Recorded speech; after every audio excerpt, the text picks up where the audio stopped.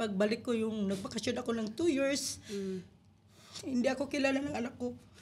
Sakit. Tapos yung narinig niya yung busis ko kasi palagi yung nagtatawag. Yung nagsabi siya ng mama. Doon, sobrang sakit. Dapat andun ako. Pero kailangan ko mag-work dito eh. Kaya kailangan ko maging strong ka. Kaya ko to. Hindi ako mag-quit.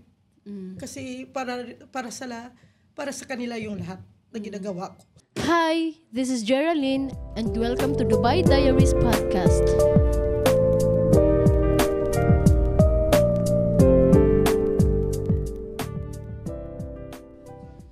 Hindi madali ang buhay OFW lalo na kung ikaw ay isang single mom na kailangang magsakripisyo para sa kinabukasan ng mga anak mo.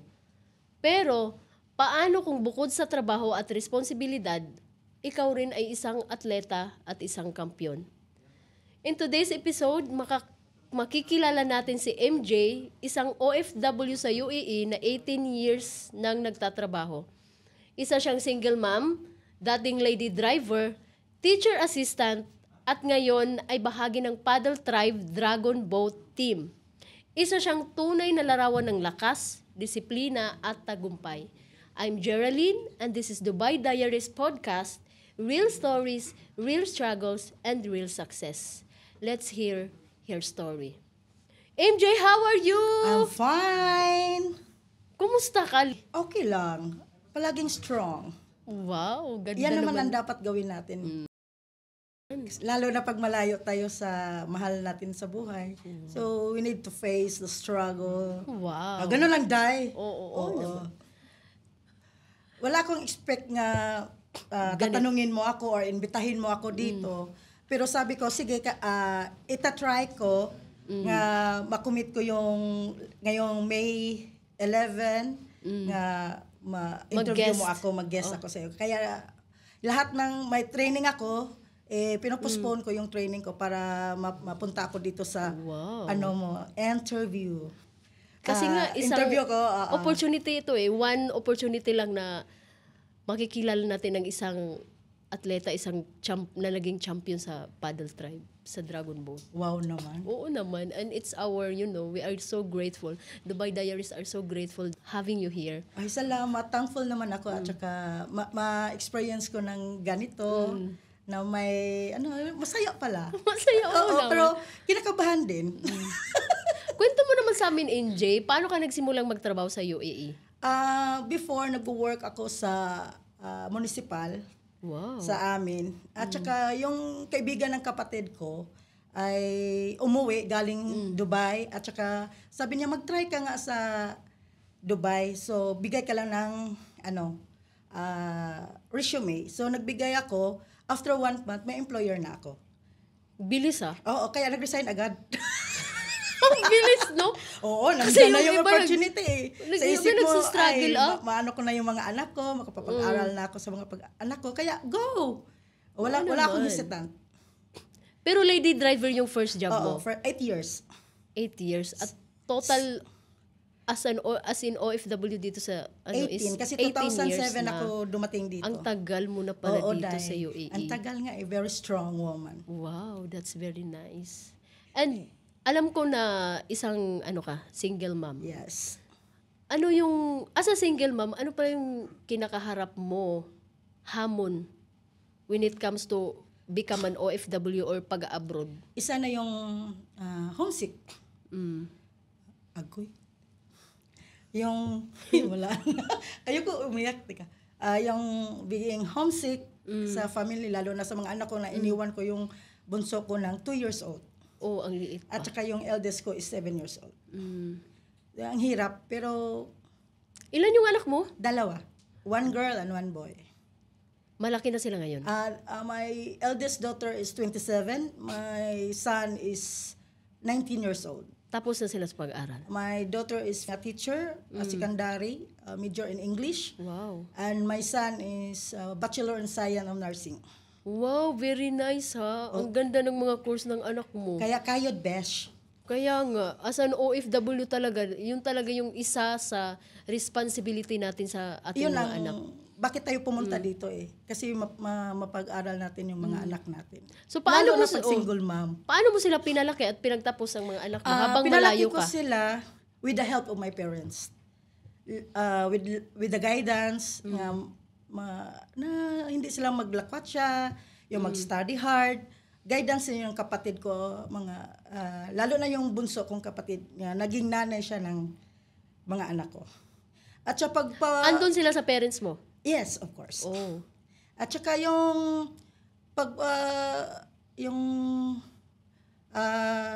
pagpapaaral, yung matapos sila sa pagpaaral, yun naman ang first intention ko, bakit ako pumunta sa abroad. Nga matapos nila yung pag-aaral. Kasi hindi ko natapos.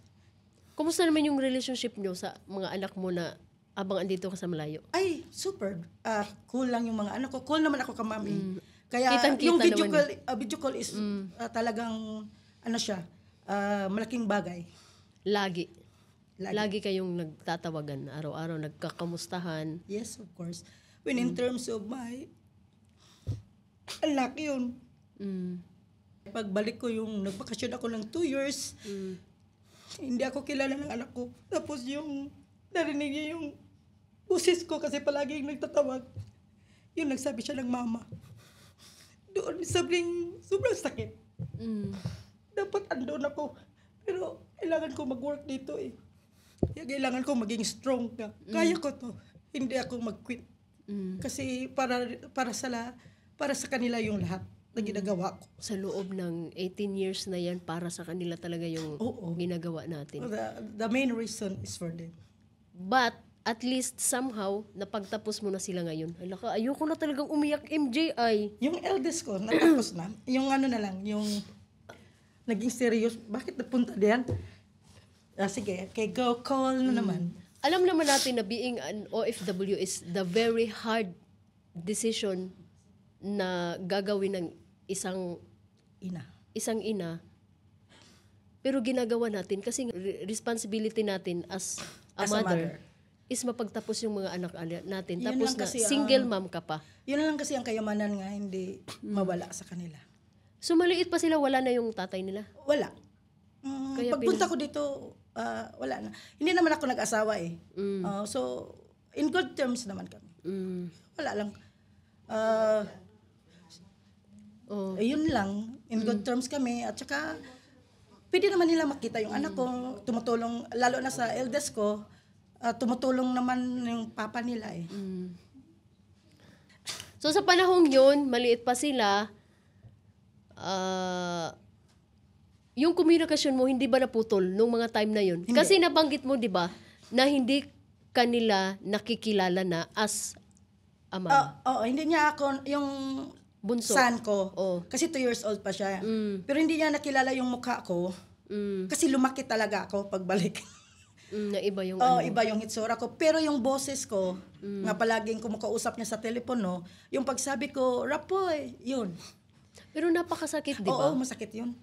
Pero bilang isang ina, magiging strong ka sa harap ng anak mo At saka somehow, maiintindihan nila in the future na ginagawa mo yan para sa kanila. Alam nila yun. So ngayon, dumating na yung point na alam na nila yung mga... Kasi yun ang palagi kong sinasabi. Lalo na yung son ko is parang immature pa siya. Kasi parang baby nila sa mga kapatid ko. Pero yung eldest daughter ko is very independent. Siya yung parang stage sister. Kung saan siya mag-attend ng mga contest, siya yung nag-aano ng mga mag-message lang, kailangan ko ng costume, ganito ang bayarin. So, go lang ako. Tapos siya yung nasa kilid ng anak ko. Palagi, nagsusupport sa anak ko. Ginagabayan niya yung kapatid niya. So, swerte-swerte ko rin sa anak kong babae. At least, 7 gap, yung talaga ang ng yung anak ko. Yung gap nilang ate dalawa. Talaga. Ate talaga ate. siya. Sabi pa nga niya, parang nanay nga ito Sobra pa sa akin. Kasi, sobrang strict na niya. Kasi ako kulang ako Yung kapatid niya kasi is, ginagabayan niya talaga kasi nga lalaki daw. Ayan, ang ganda pala ng mo kasi napagtapos niyo yung anak mo. Tsaka syempre isang din yun bilang isang ina, achievement na natin yun. Napakalaking kasi, achievement. Iyon ang kasi yun, responsibility natin being a mom. Na mabigay natin yung magandang proud ko. Kahit proud single proud mom ako, napakapagtapos ako ng mga anak. Yung iba nga, kompleto sila. Kaya hindi mo masasabi being a single mom is parang parang ang nga ay single mom yan, hindi. Kasi yung being a single mom doon ka matutong maging strong. Kasi ako lumalaki ako is very parang hindi ko narasang maging Independent. hirap pag-aral kasi may sister akong super supportive nga lahat ng gusto ko binibigay. Yung una wala pang beeper, binibigyan ako ng beeper, kaya sobrang support, kaya hindi ko naranasan yung paanong mag-struggle. Kaya yung hindi ko natapos at gusto kong ipakita sa mga kapatid ko at saka sa papa ko, lalo na sa papa ko kasi upset nga hindi ko natapos yung pag-aral ko, is kaya ko. Kung anong nabigay mo sa amin, kaya kong mabigay ng mas higit pa sa mga ipakita ko yung papa kasi yun ang papa's girl kasi ako. Tapos hindi ko na yung gusto niya, hindi ko natapos.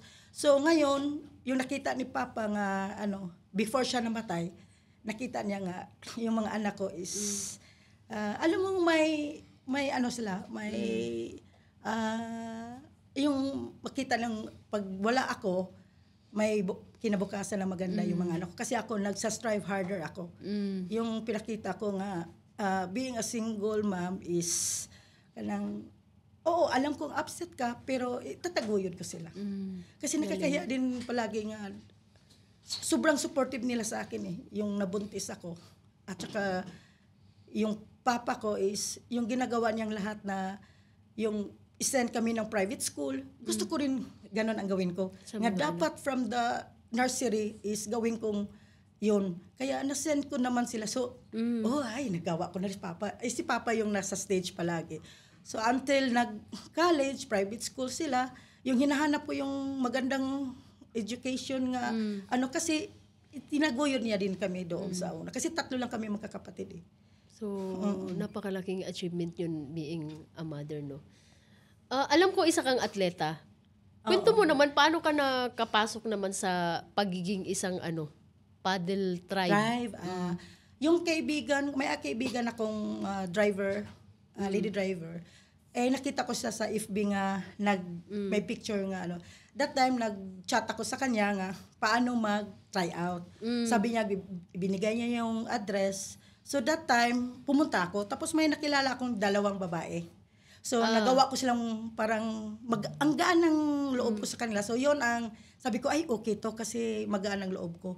So, in the first training, parang ayoko na, susuko na ako. Kasi hindi ko yung paddle. Hindi ko na mahila sa taas yung ko. Kasi sa sobrang training, kasi diniretso na nila ako ng program. Anong pagdating mo doon, diretso agad? Huli kasi ako, may race na kami sa October sa Abu Dhabi. Kaya gusto nila wala akong absent. Kung gusto mo talaga nga makasakay sa bangka, kaya na lang consistent ka mag-training. So yun, ano yung training at commitment na kailangan para makapasok sa ganyan na sport? andoon ka sa training, lalo na sa water training. Kasi doon kayo nagsisynchronize Kailangan marunong kang lumangoy. Kayo. Oo. Kasi para hindi magdadrag yung yung boat. Kasi, at saka yung namin, land training, yun ang hirap. Kasi tatakbo ka, hihila ka ng mga gulong. Oo, tapos hinihila mo yung malaking gulong, tapos ganun mo. Ang hirap. Pero nakayanan naman. So, nung napasok mo na yung yung ganong sport, so, nagiging na yung sarili mo, parang, nagkukumit ka na ito na talaga yung kasi, yun, naghahanap kasi ako before ng physical activity. Kasi before kasi younger age, nag-taekwondo ako. Tapos volleyball, nag-pop jazz. Ganda pala ng mga sports mo. Kaya mahilig ako sa sports, mga hindi ako mahilig sa subject. Doon ako sa mahilig sa sa sports, mga physical. Iba kami yung mga kapatid ko sa subject kasi yung kapatid ko lawyer eh. Ako lang ang hindi nakapagtapos. So ilang years ka nang Dragon Boat race? 6 years na. Tagal na. Mga 2019 ako nag-start yata. Bakasyon yun. Wala kaming pasok. So, gusto kong may activity ako. Kaya doon ako napunta. Kasi ang decided ko kasi mag-volleyball. Ang training kasi nasa trade center. ang layo. So, naghanap ako ng pang Sharjah. So, ito, first time ko talagang nagsagwan dito. So first sa'yo yun, nung ano mo. First time ko talaga. Bago lahat yan sa'yo. Bago lahat yan. Pero dati, isa ka ng, yung, parang may background ka na sa background ako athlete. Kasi naging ano ka. Sa college time ko, naging taekwondo ako. So ano ka na para talaga sa mga hilig ako sa sports. Yung papa ko kasi is basketball player, yung mama ko naman is volleyball and softball. Yung mga kapatid ko rin is volleyball player. Yung anak ko is volleyball, pati yung babae ko. Ganyan na yung ano nyo. Namana na rin. Ganyan na yung parang legacy na parang sunod kaya generation pag umuwi kami, naglalaro yun kami yung talaga. banding nyo. Yun ang banding namin. So may connection ba yung sports sa Sa- yung sports life mo sa pagiging OFW? Oo naman. Kasi yung being OFW is palagi tayong multitasking. Yung hard work natin, pero need natin ng time to relax, mawala yung stress natin.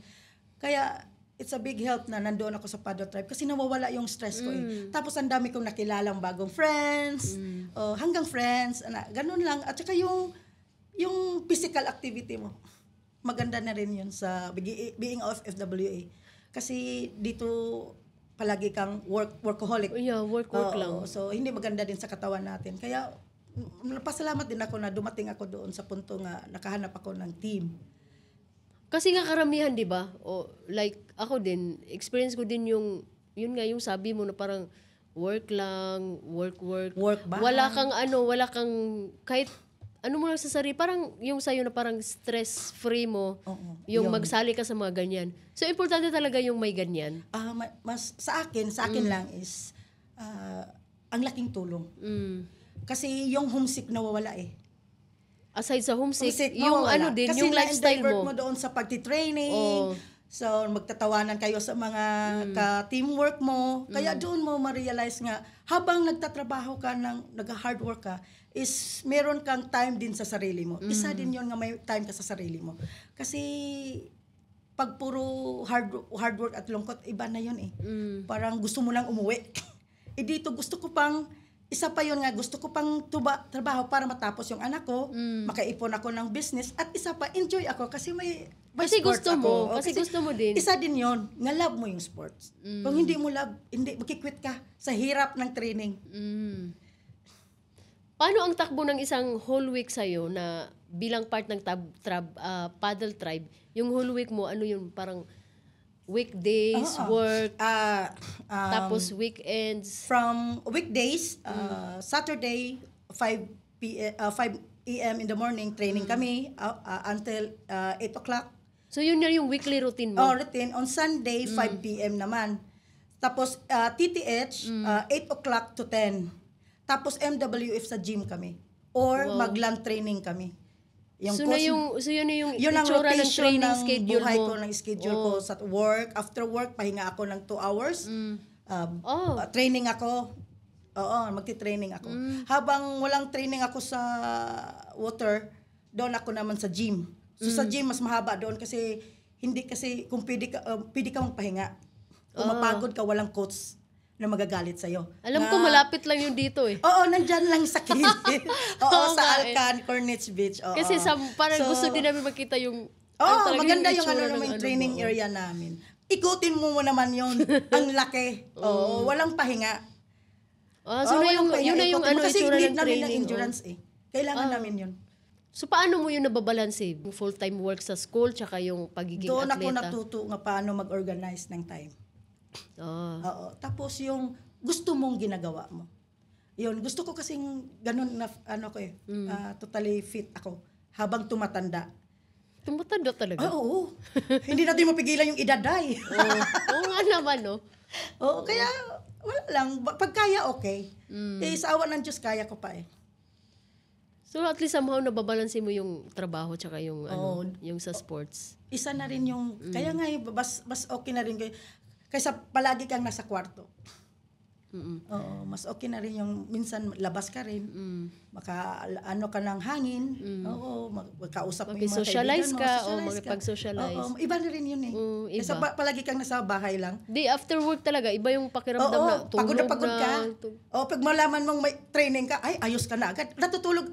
While nagre-rest ako, naka-wear na ako. Nakasuot ka na. Oo, tapos pag alarm na yan, wala.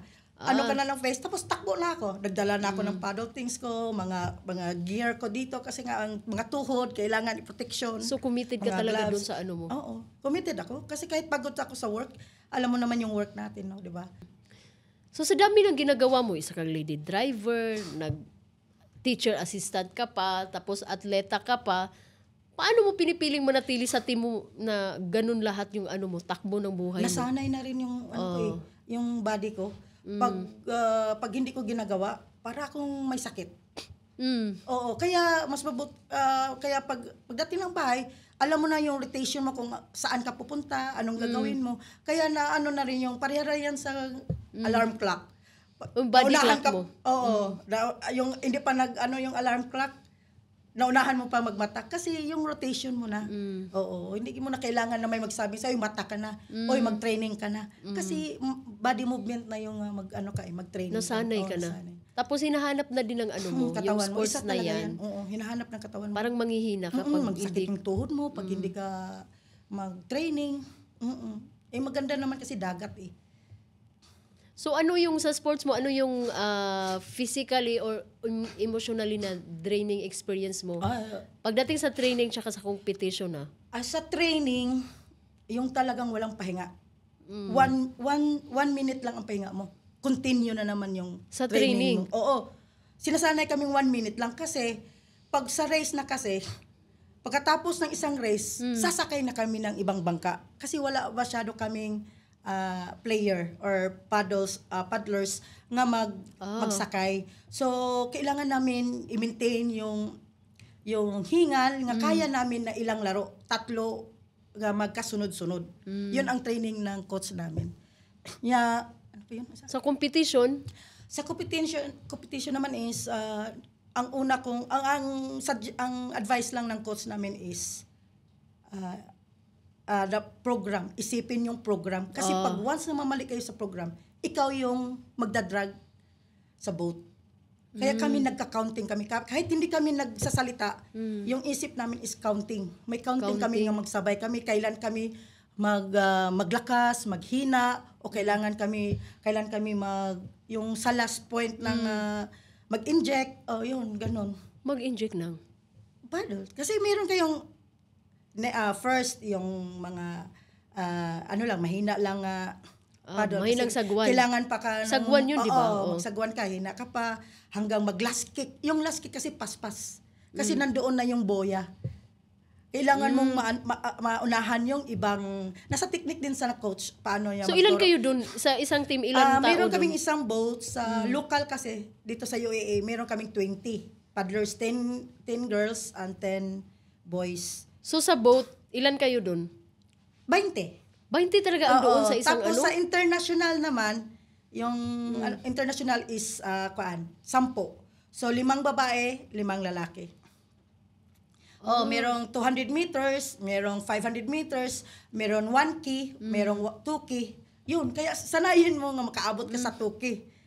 Yun ang hirap din ng training. Kasi hindi lang isang beses eh. Continue. Yung mag-race ka isang beses pag manalo ka na, okay na eh. Yung training wala. Isang 1K, kailangan mo pa mag 1K agad. Mag-rest ka lang ng 5 minutes. Ganon ang turo ng coach namin. Napakahirap nga siya, no? Kasi dapat continue yung kaya counting. Kailangan mag-running so, ka. meron bang time na mali yung counting mo? Oo. Sigawan ka pa. Pag mali yung counting mo, lahat na nadadamay. Oo, pati yung paddles ng mga mabangga mo. Kasi mali eh. Hindi kayo nagsabay. Nakita ko yung video nyo parang parang ganyan. Pero sumisigaw. Tapos na naggaganyan napaka-ano. Pag international yun, pag may drummer. Pero sa local, wala kaming drummer. Ganun pala yung pagiging sa international kasi mostly 20 ang magsakay sa boat.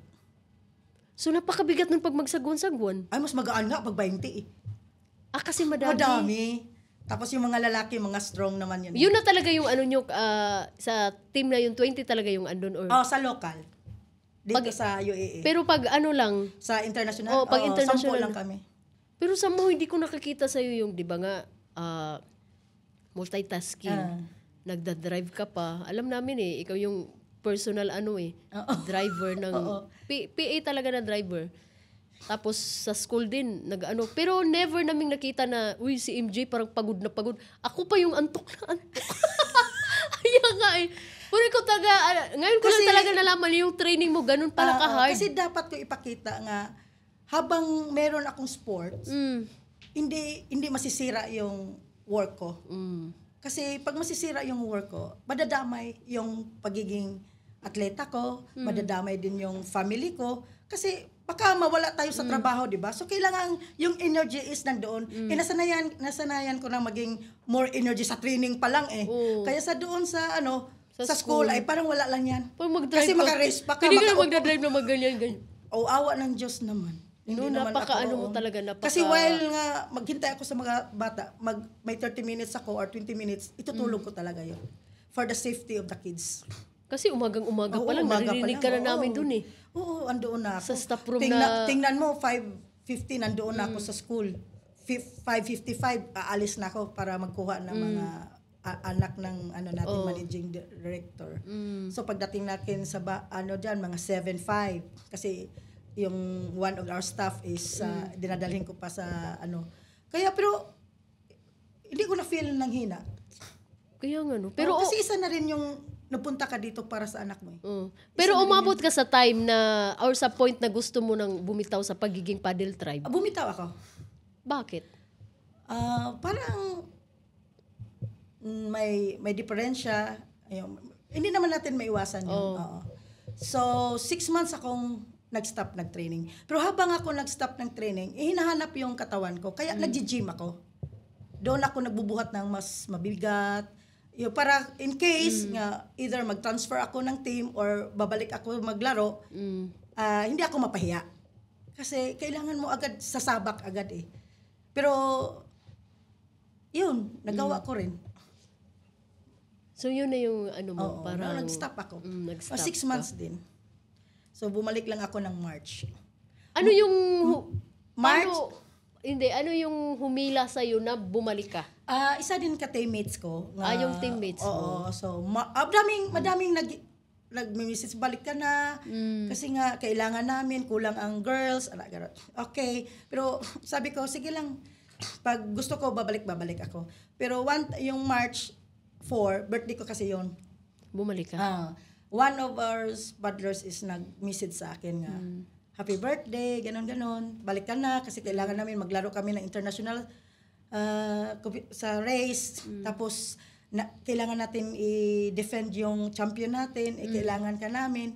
So kulang tayo. So sabi ko, at saka may anniversary tayo, 6 years na tayo. Tayo yung ng paddle tribe. So sabi ko ay mag-attend lang ako sa party.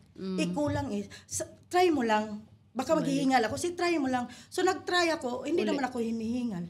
Kaya straight ako nag-training para masabayan ko yung bagong program nila. Kasi mas mabilis yung bagong program nila parang iba ito. Pas lalong kasi kailangan namang i-defend yung champion namin So speaking of championship na, andun na kayo sa race na yun. Ano ang tumatakbo mo sa isip mo habang nagsasagwan ka? Una lang yung una lang yung is paano ko yung ibigay mo yung tamang program. The rest is fine na. Pag magawa mo lang yung program, wala na. Dire-diretso ka na yun. Yung program na yun? Yung counting namin, kung meron kasi kaming kailangan 40 counts, magpaspas, tapos mag-relax kami ng 10 counts, tapos paspas na naman. Yung mga ganon. 1 minute, mostly 1 minute plus lang. Minsan magbiyan pa yan magbaba pa yan. So yung race na yun, ilang minuto yun? Umaabot ba yun ng minuto? Ay, mga ilang minutes ba? Or oras ba yun? Ilang minutes lang. Ilang minutes? Hindi, oo. Pag lang, kung 200 meters, nasa kailangan yung 200 meters mo is kung pwede hindi maabot ng 1 minute. Oh, Kaya makita mo sa training na ko is ganun, paspas. ganun Oo. ka pala Kaya kabilis, kayanin no? namin yung mababa pa sa 1 minute. Kabilis pala Oo. talaga, no? Oo, kasi yung training namin may gulong pa sa likod eh. Oo, lalo pang bumibigat. Pero nag-champion kayo, di ba, nung ano? Oo, nag-champion kami. Na-defend naman namin yung champion namin. Anong mga bansa yung ano nyo, kalaban nyo dun? Merong Iran, may Qatar, ano pa ba yun? Basta madami. Madami kaming basta international, madaming kami na may kwentro. Oo. Iba-ibang... Naranasan mong mag-champion din na isa sa mga sa awa ng Diyos naman yung bumalik ako as champion, di ba? Hindi ka mahiyang bumalik ka at pinasakay ka. At least na champion naman. Pero sa lahat ng race na yon, meron namang times na natatalo kayo. Oo, O meron. bilang team. Oo, palagi yan nasa hindi mo kasi hindi ka mag-strive harder nga mananalo kung hindi ka matalo. So paano yung hinaharap yung yung matatalo kayo, matatalo kayo, paano hinarap ng buong team? Yung una lang sabi ng coach namin is relax lang. Accept mo yung result. Acceptance lang nga kung matalo or manalo, acceptance. Kung matalo man, so maghanap kami ng way paano maging winner sunod, maging champion. So ano ka na naman, mag-train harder na naman ka para maging manalo. Training talaga. Kasi wala namang hindi naman siguro permanente yung failure, yung losing. Kung hindi ka rin maging matalo, hindi mo maranasan paano magiging champion.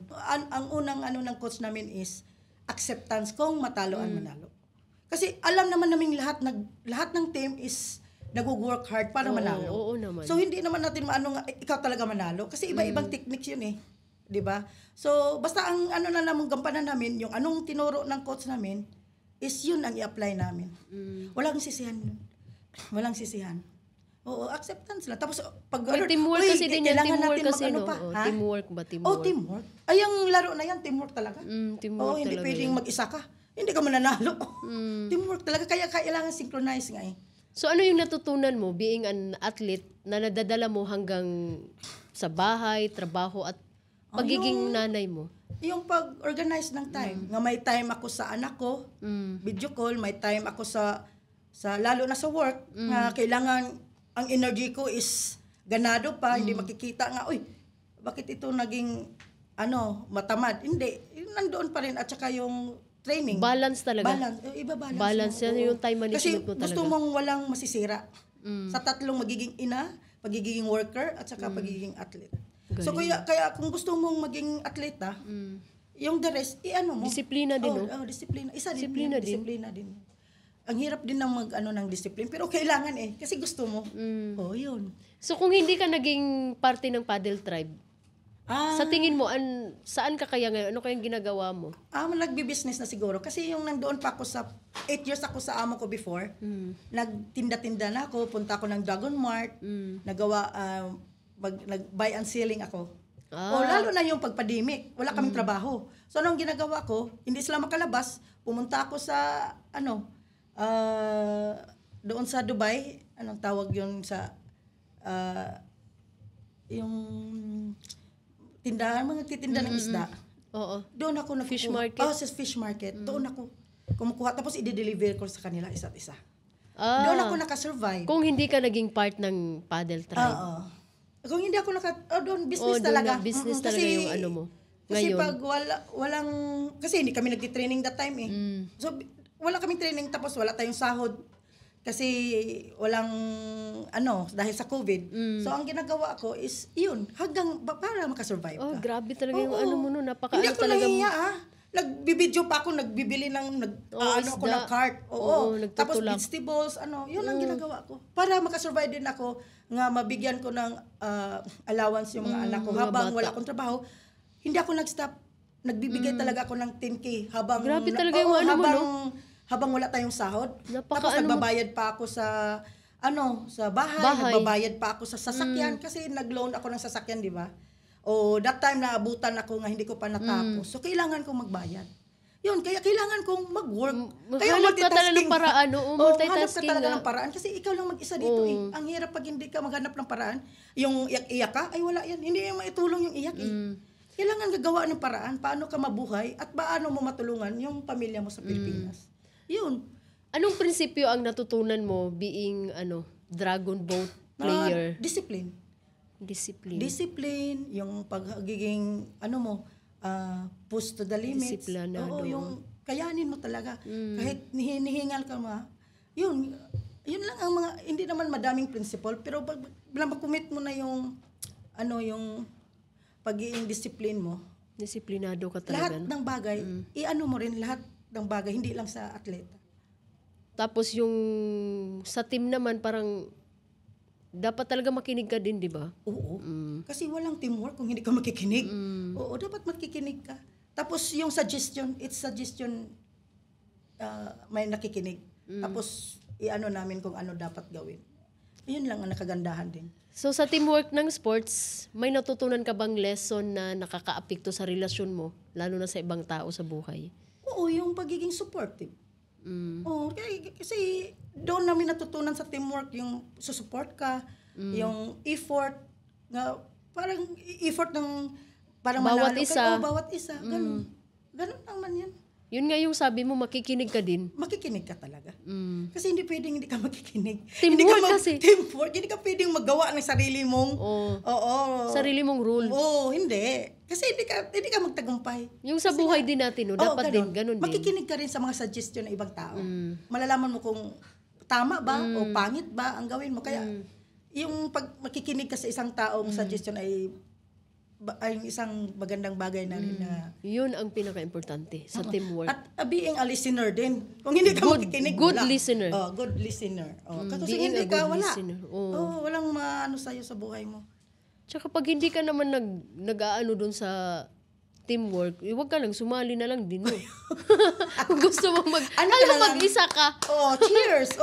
Yes, go, paddle tribe. Ganon, pwede naman. Hindi naman siya.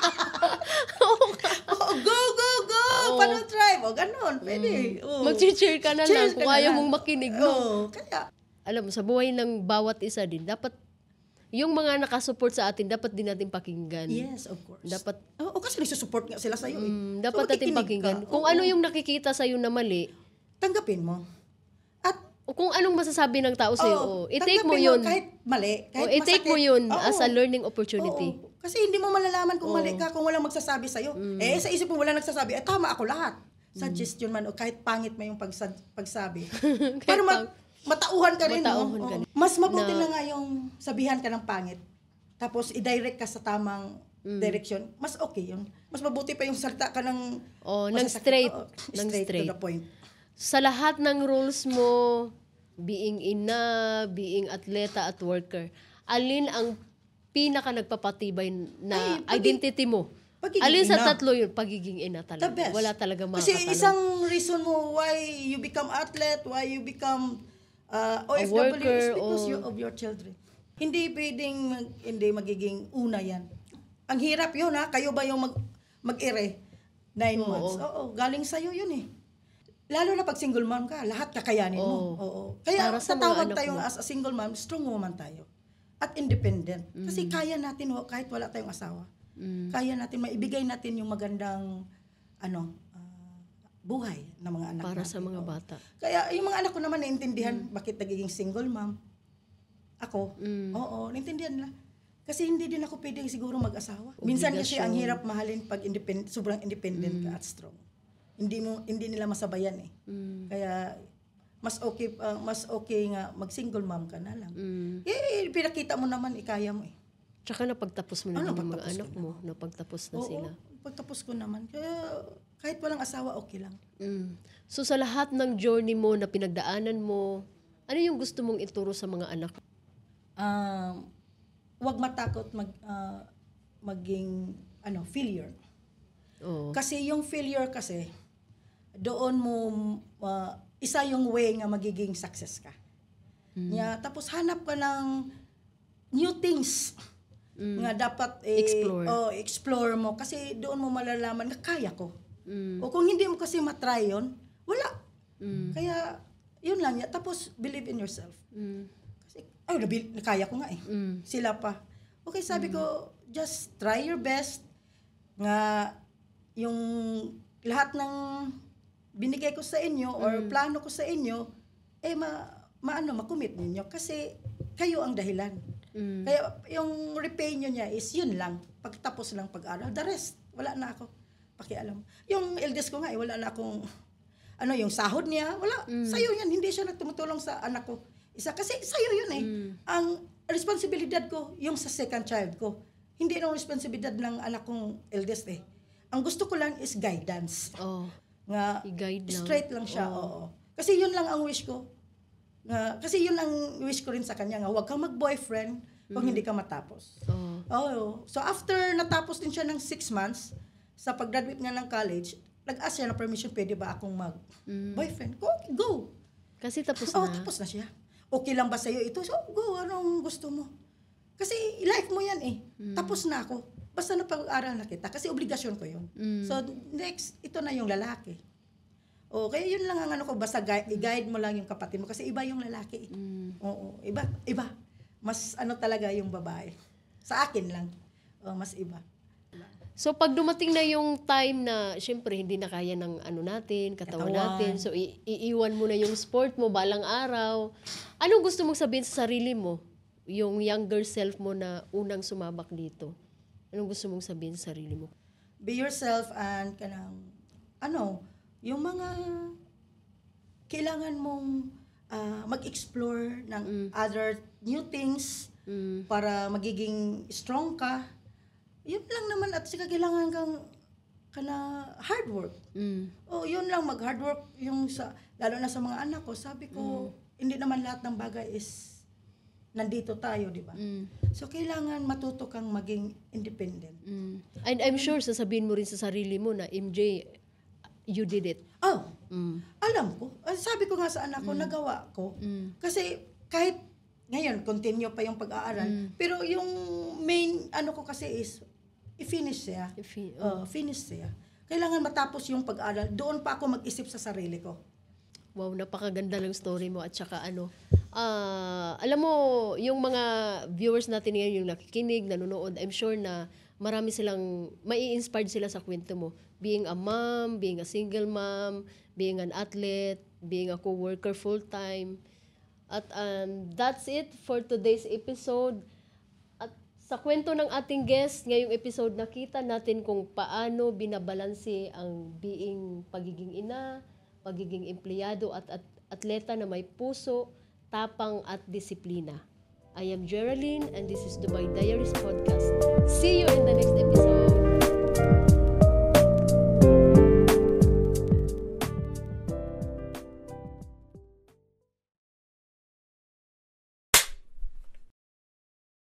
At least somehow, napagtapos mo na sila ngayon. Ayoko na talagang umiyak, MJ ay. Ako din yawa to. Ayoko nang umiyak, MJ, kasi nga. Ay, ikat mo yun ha. Yawa ko. Naging serious. Bakit napunta diyan?